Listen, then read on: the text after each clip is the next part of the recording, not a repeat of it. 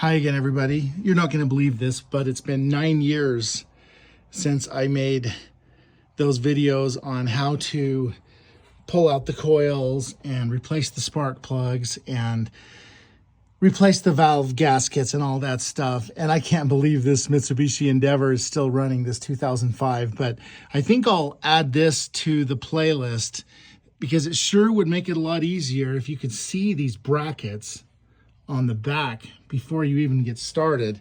And then on the plenum itself, this intake manifold, I tell you what, that part's hard to connect, which is right, that thing right there. But here are those two connections on the back of it that once again are really hard to get to. This one right here is exceptionally hard to get to because you have to pull off this thing right here, which goes right there. It goes right there. And this thing has to be pulled out of the way.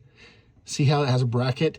So that you can get to the bolt, which is right there, which once again goes onto the back of this plenum. And it actually goes right there. And I think it was size 13, but this thing is extremely hard to remove, I'm telling you. And I should find the two little screws for it. There they are, right there. And those look like, I can't tell if those are 10s or 8s. Let's find out. I think they're 10s. Anyway, where'd my, you know what? I'm getting tired of, I just got through doing this again. And once again, it's been 9 years. But I'm pretty sure that's, I can't tell if that's a 10 or an 8. But anyway, so just take a good look at this before you do anything. And see how I replaced all those coils? That's actually pretty easy. And those are, oh, you know what? And I know those are size 10. So let's just see. Okay, I guess it is size 10. And once again, these two little screws hold this nightmare in place.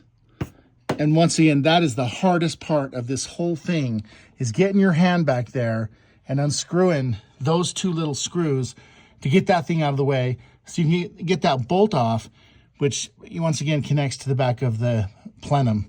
And then the other thing too is that there's this thing that you got to take that nut off and push it forward so you can get your hand in there, and you can barely get your hand in there. And this is the nut that holds it in place. And then here's this, remember that gasket I talked about? Here's that gasket, and just mark the front of it so that you can pop it back on there like that. And then these are the two bolts. And remember I told you not to put your bolts up there? There I go, doing that again. These are the two bolts that hold that thing in place, which connects right here.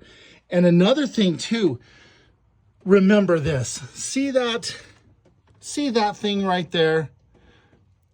And it has that metal tube. I tell you what, I battled and battled with that thing and didn't realize that it could just be lifted up and out.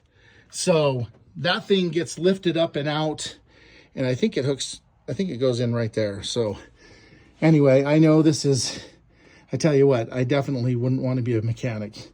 So, okay, we'll see you later. I'll upload this video. And I guess that's pretty much it. You know, pretty much, yeah, I think so. So, okay, we'll see you later.